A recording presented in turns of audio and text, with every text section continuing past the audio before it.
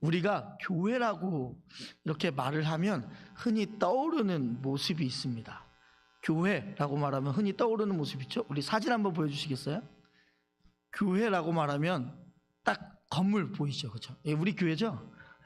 우리 교회 건물을 떠올리게 됩니다. 그래서 일반 사람들은 교회 다니지 않는 사람들한테 교회란 어떤 것입니까? 라고 물어보면 대부분 뭐라고 대답하냐면 빨간 벽돌로 세워진 건물이라고 말하는 사람들이 참 많아요. 그리고 때로는 붉은 네온 십자가가 걸린 건물이라고 얘기하는 사람들이 많습니다. 그리고 그 건물을 우리는 뭐라고 부르냐면 성전이라고 부르기도 합니다. 제가 어릴 적 이야기를 좀 한번 할 텐데요. 예전에 제가 말씀을 전하다가 한번 어릴 적 이야기를 한번 한 적이 있어요. 그때 당시에 어릴 적 이야기를 어떤 이야기를 했냐면 제가 예전에 잘 나갔다라는 이야기를 한번 했었어요. 누나들한테 인기가 많았었다고. 혹시 기억나시나요? 네. 다행히도 기억이 나시네요. 저는 저만 기억할 줄 알고. 네.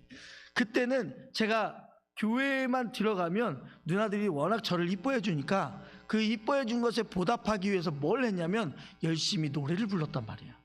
근데 찬양을 부른 게 아니라 대중가요들을 참 많이 불렀습니다.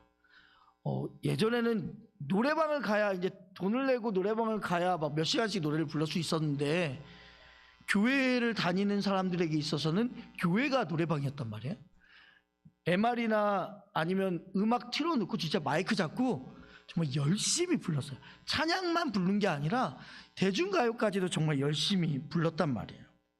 그러면 한 번씩 어떤 분들이 와서 저에게 다른 노래를 신청하기도 했었어요. 그래서 얼마나 기분 좋았겠어요. 어린 마음에 노래를 불러주라고 하고 노래 잘 부른다는 칭찬도 들으니까 너무 기분이 좋았죠. 근데 어느 한 구석에 분명히 같은 공간에 있음에도 불구하고 제 노래를 듣지 않고 이어폰을 끼고 그냥 가만히 있는 여성분 하나가 있는 거예요. 저는 의아하게 생각했어요. 왜냐? 아니 다른 아이들은, 다른 누나들은 정말 제 노래에, 죄송합니다, 제 노래에 흠뻑 빠져가지고, 그죠? 어떤 노래 불러주세요, 이 노래 불러주세요, 이렇게 안달을 볶고 있는데 저 한쪽 구석에 한 여성분은 아무렇지 않게 제 노래를 안 듣는 것처럼 이어폰을 딱 끼고 가만히 있는 거예요. 그래서 너무나도 욕심이 나잖아요. 저 여성분을 반드시 이 앞자리로 오게 해서 나한테 신청곡을 말하게 하겠다, 이런 오기가 생기는 바람에 더 열심히 노래를 불렀단 말이에요. 근데 그 여성분은 저를 쳐다보지도 않았어요. 근데 갑자기 그 모교의 한 장로님이 오시더니 저를 혼내시는 거야. 여기서 뭐 하냐고, 여기서 뭐 하는데 여기가 어딘지 아냐고, 감히 여기에서 가요를 부르냐고, 이렇게 혼내시는 장로님이 계셨어요. 그래서 저는 어린 마음에 그 장로님께 따지기 시작했어요. 그럼 노래 어디에서 부르나요? 그래서 장로님이 나가서 부르라는 거예요. 그래서 제가 또 따졌죠. 그러면 교회 밖에, 교회 입구 앞에서 스피커 켜놓고 불러도 되냐고. 그럼 그렇게 하라고. 교회 안에서 부르지 말라고. 알겠다고 하고 저는 교회 밖으로 스피커를 가지고 와서 마이크에 대고 또다시 노래를 하기 시작했습니다. 그러자 저 한쪽 구석에 있던 그 여학생이 밖으로 같이 나왔어요. 다른 여학생들과 함께, 다른 누나들과 다른 동생들과 함께 나와서 제 노래를 똑같이 듣는 거예요. 그것도 앞자리에 앉아서 귀에 꽂았던 이어폰을 빼고 이제 듣는 거예요. 너무 궁금한 거예요.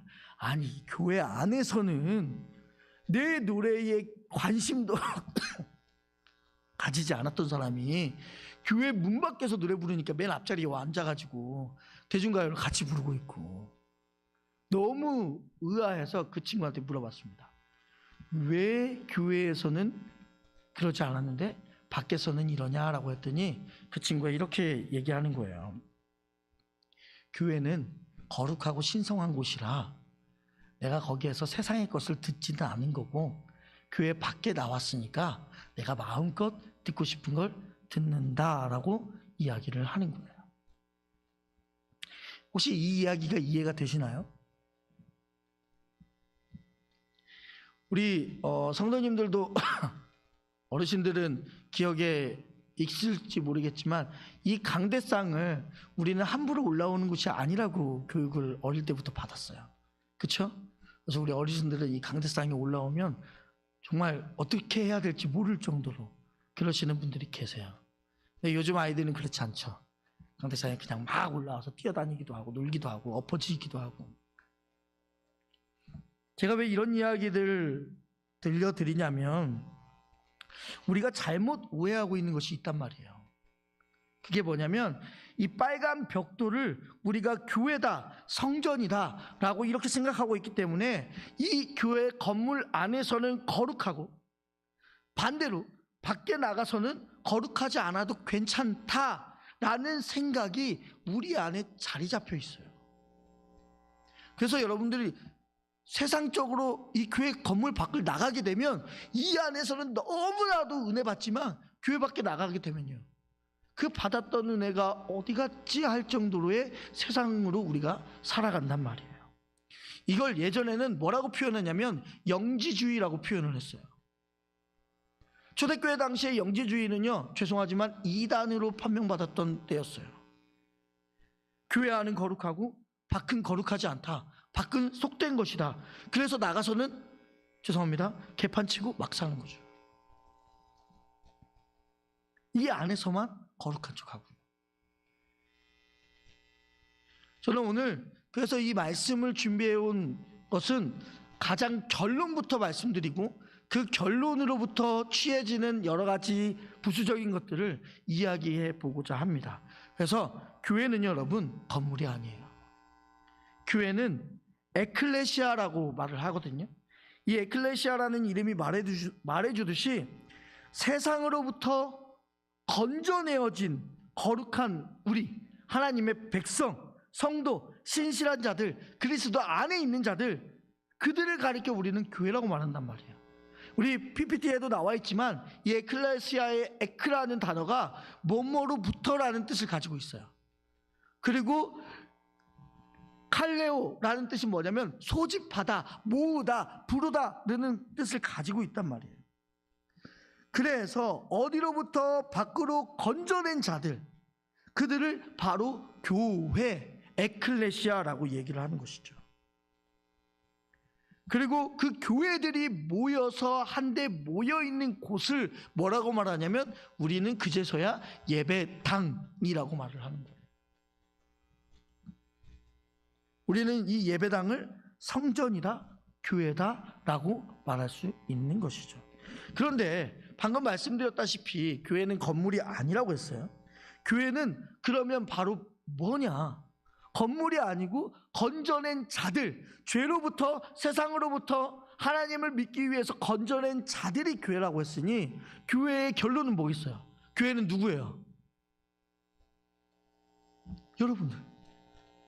교회는 지금 여러분들 각자가 다 교회란 말이에요. 믿으십니까?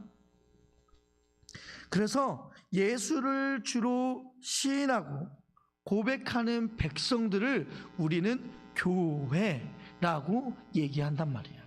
그래서 이 교회라는 것을 먼저 결론 짓고 계속해서 이야기를 하도록 하겠습니다. 그리고 우리를 교회라고 얘기했으니까 그러면 성전이라는 것을 얘기하기 위해서는 뭐가 필요하냐면 성자는 거룩할 성자를 써요. 근데 그 성전은 어떻게 성전이 되냐? 하나님의 백성 안에서 하나님이 존재하시는 방법이 있어요. 어떠한 방법이 있어요? 구약의 시대 때는 하나님이 하나님으로 존재했어요. 창조의 하나님으로, 성부 하나님으로. 신약에서는요, 성자 예수님으로 존재하셨단 말이에요. 근데 예수님이 돌아가시고 나서 하늘로 승천하신 이후에 예수님께서 우리에게 나 대신 뭐가 올 것이다 라고 약속한 것이 있어요. 그게 뭐예요? 성령이에요. 그 시대 이후로부터 우리는 성령님과 함께하는 것이 됐어요. 우리가 교회고 우리 교회 안에 성령님이 함께 하시니까 우리가 있는 이곳을 지금 뭐라고 하는 거예요? 성전이라고 부르는 거예요. 이해되셨나요? 네, 감사합니다. 그래서 어떤 분은 이렇게 우리가 교회고 우리가 모여있는 곳들을 성전이라고 얘기하니까 어떤 목사님이 이런 재밌는 이야기를 하셨어요. 성지순례라는 말은 잘못됐다라고 이야기하더라고요. 그래서 아니 성지순례라는 말이 뭐가 잘못됐을까? 성지라는 게 이제 거룩한 땅을 말하는 거거든요. 성지순례하면서 그분 목사님 말로는 성지순례하면서 우리가 돈 몇백만 원, 몇천만 원을 쓰는데 우리가 진짜 가려고 하는 뭐 그리스라든지 이탈리아라든지 아니면 터키라든지 이런 땅은 성지가 아니라는 거예요. 거기만 하나님이 계신 곳이라고 착각을 하니까 거기에다가 돈을 쓰는 거지, 성지는 뭐냐? 우리가 있는 지역이 다 성지라는 거예요. 그분의 말로는 그거예요. 내가 교회니까, 우리가 교회니까 우리가 살아가고 있는 이 땅이 바로 성지다 이거예요.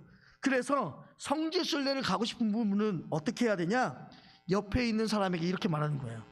손을 지극히 잡고 그분의 눈을 살짝 바라보시면 돼요. 그러면 이제 그 옆에 분이 그러겠죠?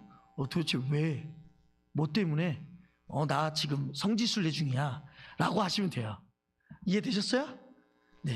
우리 한번 옆에 분들의 손을 잡고 자, 한번 바라보시면서 우리 지금 성지순례 중이에요. 네. 네. 감사합니다. 네. 솔직히 제가 이거 말씀 준비하면서 혼자 닭살이 엄청 돋았거든요. 그래서 아무도 안 하실 줄 알았는데 감사합니다. 왜 우리를 성전이라 부르고 왜 우리를 교회라고 부르냐? 그걸 우리가 이제 성경 말씀을 통해서 하나하나씩 한번 알아봤으면 좋겠습니다. 사도 바울이 교회들에게 쓴 편지를 우리는 서신서라고 얘기를 합니다. 그 서신서에 사도 바울이 인사말을 할 때마다 여러 가지 표현을 써서 인사를 해요. 먼저는 갈라디아 교회에게 바울이 어떻게 인사했냐면 갈라디아서 1장을 보면 1절 2절에 함께 읽어볼까요? 시작.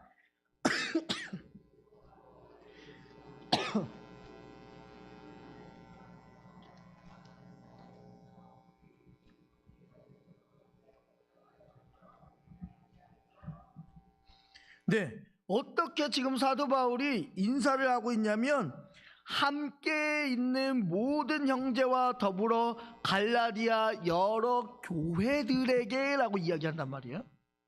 그런데 이게 다른 성서를 한번 볼까요? 빌립보 교회에는 사도 바울이 어떻게 인사를 하냐? 빌립보서 1장을 한번 보죠. 1장 1절 읽겠습니다. 그리스도 예수의 종 바울과 디모데는 그리스도 예수 안에서 빌립보에 사는 모든 성도와 또한 감독들과 집사들에게 편지하노니 라고 말한단 말이에요. 먼저 갈라디아서에는 어떻게 돼 있어요? 한번 앞으로 넘어가 주시겠어요? 밑줄 친 부분에 보니까 여러 교회들에게, 그 다음에 빌립보서에서는요 모든 성도와 또한 감독들과 집사들에게 라고 이야기를 하고 있어요. 그 다음에 더 나아가서 에베소서를 한번 볼까요? 에베소서 1장 1절 읽겠습니다. 하나님의 뜻으로 말미암아 그리스도의 예수의 사도된 바울은 에베소에 있는 성도들과 그리스도 예수 안에 있는 신실한 자들에게 편지하노니. 자, 여기에서는 대상이 누가 됐어요? 성도들과 그리스도 예수 안에 신실한 자들, 성도 그리스도 예수 안에 있는 자들, 그리고 교회들, 이 말이 다 똑같은 원어를 사용하고 있단 말이에요. 똑같은 원어들이요. 그러니까 교회는 지금 누구를 계속해서 얘기하고 있는 거예요? 그 지역에 속해 있는 한 사람 모두를 지금 계속해서 사도 바울도 교회다라고 얘기하고 있는 거예요.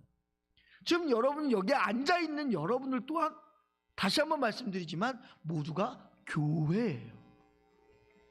자, 그리고 그 교회를 가리켜서 성전이라고 하는데 무엇을 근거로 그렇게 얘기하냐면 고린도전서 6장 19절 말씀 함께 읽겠습니다. 너희 몸은 너희가 하나님께로부터 받은 바 너희 가운데 계신 성령의 전인 줄 알지 못하느냐? 너희는 너희 자신의 것이 아니라 라고 써 있잖아요. 성령의 전이라고 우리를 얘기하고 있어요. 근데 여기 하나만 얘기했다면 그냥 넘어가겠다라고 했지만 고린도전서 앞에 3장 16절을 보니까 읽겠습니다. 시작.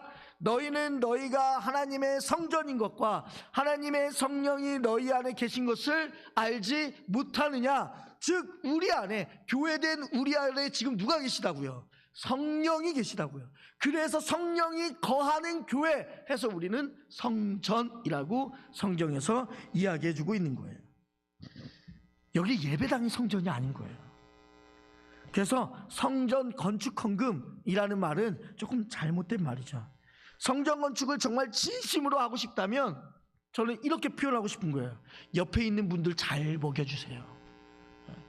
제대로 건축되려면 여러분들 각자가 교회니까 성전 건축 헌금이라는 것은 옆에 있는 분들을 잘 대해주시고 잘 먹여주시고 그들의 상황에 필요한 것들 이렇게 대접해 주시고 하는 게 바로 성전 건축 헌금이 되는 거예요. 다른 게 아니라니까요. 그러면 어떻게 우리가 교회가 되었고 어떻게 우리가 성전이 되었는지를 살펴볼 필요가 있어요.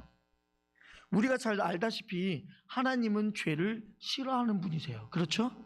그래서 우리가 구약 성경에 있는 것처럼 하나님을 보는 자들은 다 죽게 돼 있는 거예요. 왜요? 우리는 죄인이니까. 죄를 싫어하시다 보니까 우리가 하나님을 보게 되면 우리는 다 죽을 수밖에 없는 존재예요. 그 죄를 보시면 우리 하나님은 또한 심판하시기를 원하시는 공의의 하나님이시기도 하세요. 그런데 어떻게 우리 이 죄인이 성전이 될 수 있냐 이거예요. 죄인된 우리가 어떻게 성전이 될 수 있냐? 그 이유는 바로 우리 안에 하나님이 거하시기 때문에 그렇습니다. 이걸 다른 말로 말하면 유니온 크라이스트라고 얘기를 하거든요. 그리스도와의 연합이라고 이야기를 합니다. 이 유니온 크라이스트라는 것은 바로 기독교의 핵심이에요. 즉 우리가 어떻게 성전이 되었냐? 그리스도와 연합함으로 우리가 성전이 되었다라고 이야기하시는 거예요. 그러면 우리가 이걸 어떻게 해석을 할 것이냐? 예수님께서 혹시 기억하시나요? 예수님은 자기 자신을 가리켜서 성전이라고 말하셨던 부분이 있어요. 어디냐면 요한복음 2장 한번 보시죠. 요한복음 2장 19절에서 21절까지 읽겠습니다. 예수께서 대답하여 이르시되 너희가 이 성전을 헐라 내가 사흘 동안에 일으키리라. 유대인들이 이르되 이 성전은 46년 동안에 지었거늘 내가 3일 동안에 일으키겠느냐 하더라. 그러나 예수는 성전된 자기 육체를 가리켜 말씀하신 것이라. 아멘. 즉 예수님 자신의 육체가 지금 뭐라고 이야기하신 거예요? 성전이라고 먼저 말씀하셨단 말이에요. 예수님 자신이 성전이라고요. 왜요? 그분이 하나님이시니까. 요한복음 1장에 보면 또 다른 말씀들이 있어요. 요한복음 1장 48절에서 51절까지. 자, 이번에 제가 아무래도 여러분들과 함께 이 성경 공부를 하는 거예요. 그러다 보니까 PPT에 성경 말씀이 정말 많아요. 일부러 찾으면 시간이 걸려서 늦어질까봐 일부러 다 써놨으니까 읽으실 때는 함께 한 목소리 읽어주셨으면 좋겠습니다. 우리 48절에서 51절까지 읽겠습니다. 시작. 나다니엘이 이르되 어떻게 나를 아시나이까? 예수께서 대답하여 이르시되 빌립이 너를 부르기 전에 내가 무화과 나무 아래에 있을 때에 보았노라.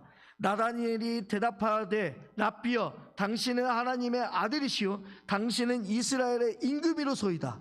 예수께서 대답하여 이르시되 내가 너를 무화과 나무 아래에서 보았다 함으로 믿느냐? 이보다 더 큰 일을 보리라. 또 이르시되 진실로 진실로 너희에게 이르노니 하늘이 열리고 하나님의 사자들이 인자 위에 오르락내리락 하는 것을 보리라 하시니라. 아멘. 자, 이게 언제 이야기된 말씀이냐면 빌립이 자기의 친구인 나다니엘을 예수님께 데리고 왔어요. 그런데 그 나다니엘이 오면서 빌립 보고 뭐라고 했냐면 나사렛에서 도대체 무슨 선한 것이 나겠느냐라고 이야기를 하는 거죠. 무슨 선한 것이 나겠느냐. 근데 빌립은 미가서에서 말한 예수님이 베들레헴에서 선한 것이 난다라는 것을 미리 성경 공부를 하고 왔단 말이에요. 그걸 알고 있던 사람이었어요. 그래서 예수님이 나다니엘을 보자마자 어떤 이야기를 하냐면 이렇게 얘기하는 거예요. 네가 무화과 나무에 있을 때 내가 너를 보았다라고 이야기하는 거예요. 무화과 나무에 있을 때. 그럼 우리는 지금 이 유대인의 상황과 우리의 상황이 맞지 않기 때문에 도대체 무화과나무 있을 때가 무슨 상관이 있길래 예수님이 그때를 보았다라고 할까 의문이 든단 말이에요. 근데 그 이후에 나다니엘이 뭐라고 이야기하냐면 당신은 하나님의 아들이며 이스라엘의 왕입니다 라고 신앙 고백하는 거예요. 아니 도대체 무화과나무가 뭐 하는 곳인데, 그죠? 단순히 예수님은 나다니엘에게 아무 말도 안 하셨어요. 그냥 내가 너 무화과나무 아래에 있는 거 내가 봤어, 그 아래에 있는 거 내가 봤어 라고 했더니 나다니엘이 당신은 진짜 이스라엘의 하나님이십니다, 하나님은 왕이 되십니다 라고 이야기했단 말이에요. 이게 이해가 되시나요? 이거는 유대인의 상황을 알아야만 이해가 되는 거예요. 당시에 유대 사람들, 이스라엘 사람들은 무화과나무 아래나 상수리나무 아래에서 항상 뭘 했냐면 성경을 묵상하고 기도를 한 장소가 바로 무화과나무 아래고 그 다음에 상수리나무 아래였어요. 그들이 하나님을 묵상하거나 하나님을 상고했던, 그리고 하나님의 어떤 분이신지 고민했던 장소가 바로 무화과나무 아래였단 말이에요. 그래서 나다니엘 또한 무화과나무 아래에서 뭐 한 거예요? 과연 하나님은 어떤 분이신가? 예수님이란 분이 어떤 분이신가? 메시아는 과연 어떤 분이신가를 고민하고 있었던 찰나였어요. 그때 예수님이 뭐라고 말하는 거예요? 나다니엘에게 내가 너를 그 무화과나무에서 나에 대해서 고민하고 있는 걸 보았다라고 이야기한 거랑 똑같은 거예요. 그러자 나다니엘이 갑자기 번쩍하더니 어떤 생각이 드는 거예요? 와, 내가 고민하고 있던 메시아가 바로 이 사람이구나 라는 게 느껴진 거예요. 그래서 뭐라고 고백한 거예요? 당신이 진정으로 이 땅의 왕이시고 하나님의 아들이십니다 라고 고백한 거예요. 그렇게 얘기했더니 하나님께서, 예수님께서 뭐라고 말씀하시냐면 내가 너를 무화과나무 아래에서 보았다 하는 것을 진짜로 믿냐? 라고 물어보니까 나다니엘이 이제 믿는다고 얘기한 거죠. 그러면서 예수님이 이렇게 얘기하는 거예요. 진실로 진실로 너희에게 이르노니 하늘이 열리고, 우리 다 이전 절 한번 보여주시겠어요? 밑줄 친 곳에 진실로 너희에게 이르노니 하늘이 열리고 하나님의 사자들이 인자 위에 오르락 내리락 하는 것을 보리라 하시니라 라고 쓰여져 있어요. 혹시 이 밑줄 친 말씀 보면서 생각나는 부분 있죠? 그쵸? 야곱의 사닥다리 기억나세요? 야곱의 사닥다리, 창세기 28장에 보면 야곱이요 형 에서를 피해서 외삼촌 라반의 집으로 도망가고 있는 길에 불쌍하게도 길에서 잠잤던 때가 있단 말이에요. 돌베개를 자고 자는데 그때 야곱의 꿈속에서 사닥다리가 땅에서부터 하늘까지 쭉 올라가 있는데 거기에 하나님의 사자들이 어떻게 해요? 그 사다리를 타고 오르락내리락 하는 것을 본단 말이에요. 그래서 그때 야곱이 거기에다 제단을 쌓고 뭐라고 해요? 벳엘이라고 말하단 말이에요. 베델이라고 말해요. 그럼 여기가 바로 하나님이 계신 곳이구나 라고 말하면서 베델이라고 얘기해요. 베델이 무슨 뜻이에요? 엘은 다 하나님이에요. 벳은 집이에요. 하나님의 집, 다른 말로 말하면 뭐라고요? 성전이라고 해요. 성전. 그러니까 하나님은 말하는 거예요. 하나님의 집 베델, 다른 말로 말하면 성전. 그래서 구약 성경을 잘 알고 있는 나다니엘에게 예수님이 그 구절을 떠올리게 하셔서 이야기를 하시는 거예요. 베델, 바로 참 성전이 누구라고요? 너가 지금까지 찾고 있었던 메시아, 즉 예수 그리스도, 내가 성전이다 라고 이야기하는 거예요. 그런데 우리 또 하나의 궁금증이 생각나야 돼요. 어떠한 궁금증? 분명히 우리 창세기 28장에 야곱이 잠잤을 때 그 베델은 뭐가 있었냐면 하늘과 땅을 연결해주는 뭐가 있었어요? 사다리가 있었단 말이에요. 근데 우리가 좀 전에 봤던 나다니엘의 이야기에 사다리 나와요, 안 나와요? 안 나와요. 그러면 이 이야기가 다른 이야기예요? 하늘로 올라갔다 내려갔다 하는 그 길, 그 사다리. 그때 예수님이 이런 이야기를 하죠. 내가 길이요 진리요 생명이니 나로 말미암지 않고는 하나님 아버지께로 갈 자가 없느니라. 즉 무슨 말이에요? 예수님 자신이 사닥다리가 되는 거예요. 나로 인해서 너희가 하나님과 함께 이야기할 수 있다, 너희가 하나님과 함께 소통할 수 있다라고 이야기해 주는 거예요. 그걸 뭐라고 말한다고요? 성전이라고 얘기하는 거예요. 내가 하늘과 땅을 연결하는 그 사다리다, 내가 바로 베델이며 성전이다 라고 이야기하시는 거죠. 그래서 우리는 그 성전이신, 참 성전이신 예수 그리스도와 어떻게 되었다고요? 연합되어졌다고요. 왜 연합되어졌어요? 예수님이 모든 세상의 죄를 가지고 죽으신 것은 우리의 죄도 그 안에 포함이 돼요, 안 돼요? 돼요. 그래서 우리의 죄가 어떻게 돼요? 깨끗하게 사해지는 거예요. 그렇죠? 그것과 똑같이 예수님이 성전이 되시면 우리도 어떻게 되는 거예요? 성전이 되는 거예요. 그래서 우리를 성전이라고 말하는 게 바로 이 성경에 제대로 나타나 있는 거예요. 그래서 다시 한번 말하지만 하나님이 우리 안에 거하신다라는 말, 그게 바로 우리가 교회라는 것, 우리가 성전이라는 것을 뒷받침해주는 말씀인 거예요. 그래서 교회는 우리 흔히들 말하잖아요. 예수님이 교회를 뭘로 주고 사셨다고 말해요? 핏값을 주고 사셨다고 얘기하죠. 그렇죠? 사도행전 20장 28절, 사도행전 20장 28절 읽겠습니다. 시작.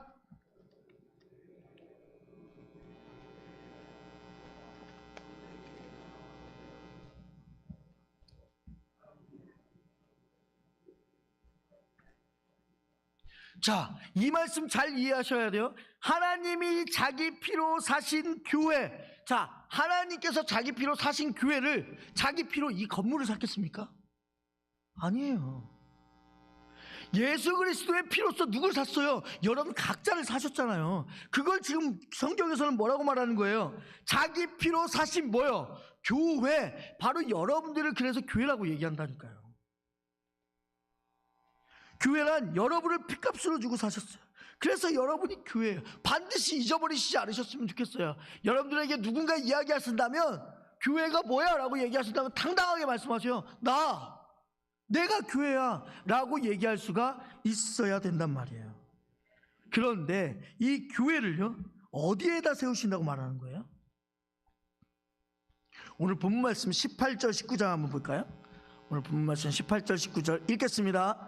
또 내가 내게 이르노니 너는 베드로라. 내가 이 반석 위에 내 교회를 세우리니 음부의 권세가 이기지 못하리라. 내가 천국 열쇠를 내게 주리니 내가 땅에서 무엇이든지 매면 하늘에서도 매일 것이요 내가 땅에서 무엇이든지 풀면 하늘에서도 풀리리라 하시고. 아멘.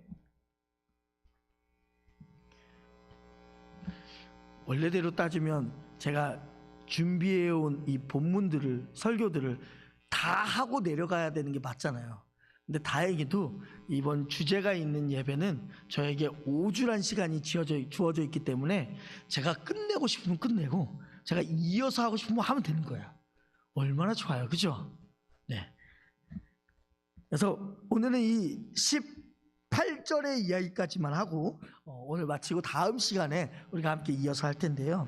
이 이야기의 배경이 어떤 배경이냐면 여러분들도 잘 아시겠지만 예수님께서 제자들에게 물으신 거죠. 사람들이 나를 누구라 하느냐라고 물으신 거예요.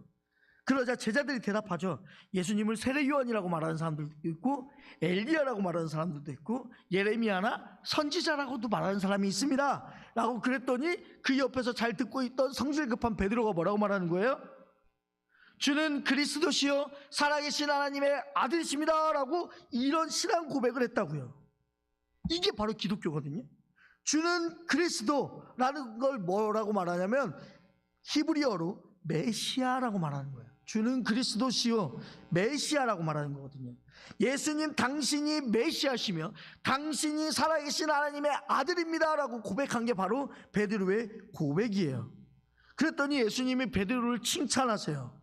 바요나 시몬아 네가 복이 있도다 라고 그러시면서 뭐라고 말하냐, 너에게 그 고백을 하게 하시는 이는 누구라고요? 하나님이시다 라고 이야기를 하죠. 여기에서 우리는 하나님의 주권적인 모습을 볼 수가 있는 거예요.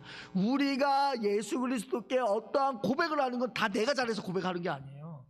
하나님께서 나에게 마음을 주셔야 고백할 수가 있는 거예요.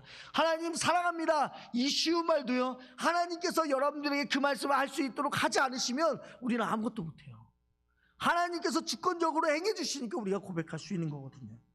그래서 베드로에게 예수님이 뭐라고 말씀하시냐면, 이는 베드로라, 내가 이 반석 위에 교회를 세우겠다라고 이야기를 하는 거예요. 그래서 이 반석, 우리는 이 반석이 베드로인가 보다, 베드로 위에 교회를 세우겠다라고 말하는가 보다. 그래서 천주교에서는 베드로를 어떻게 해요? 신성시한단 말이에요. 신성시해요. 하나님은 베드로 위에 교회를 세우셨고, 그 베드로는 음부의 권세도 그를 이기지 못하고 천국의 열쇠까지 가진 자라고 천주교에서는 얘기한단 말이에요. 그런데 이 구절을요, 헬라어 원어로 그대로 살펴보면 너무나도 다른 말씀이에요. 베드로의 이름은 우리가 잘 알다시피 반석이라는 뜻이에요. 근데 우리 그 베드로의 이름을 또 다른 이름 알고 있죠. 어떤 이름 알고 있죠? 시몬. 우리 지난 수요 예배 때 우리 담임 목사님께서 이야기하셨어요. 근데 그 시몬이 어떤 뜻이냐면 여기 써 있죠. 조약돌이라는 뜻을 가지고 있어요. 반석과 조약돌, 이 갭 차이가 느껴지세요? 반석이라는 것은 뭐예요? 흔들리지 않는 거예요. 반석은 흔들리지 않고 딱하니 버티고 있는 거, 그게 반석이고, 조약돌은 뭐예요? 아기가 와서 발로 차면 떼굴떼굴 굴러가는 걸 우리는 조약돌이라고 하는 거예요. 그죠? 이름의 의미가 같아요, 달라요? 달라요. 천지 차이예요. 그런데 예수님이 그 고백을 한 베드로한테 뭐라고 말씀하시냐면, 너의 원래 이름이 시몬인데, 조약돌인데, 너가 그 고백을 했으니까 그 고백의 뜻으로 너의 이름을 베드로라 명한다라고 이야기하신 거예요. 그러니까 그 베드로가 이제 시몬 조약돌이 아니라 반석의 이름으로 변화시켜 주신 거예요, 예수님이. 그죠? 그런데 이 조약돌이 정체가 금방 탄로났던 적이 있었죠. 언제? 예수님을 3번 부인했을 때 탄로나잖아요. 반석이라고 이름을 지어주셨는데도 불구하고 다시 조약돌이 돼버린 때가 언제예요? 예수님을 3번 부인했을 때 다시 조약돌이 되어버려요. 그리고 나서 부활하신 주님께서 다시 베드로를 찾아오죠. 그리고 베드로한테 뭐라고 얘기해요? 네가 나를 사랑하느냐라고 몇 번 물어봐요? 3번 물어봐요.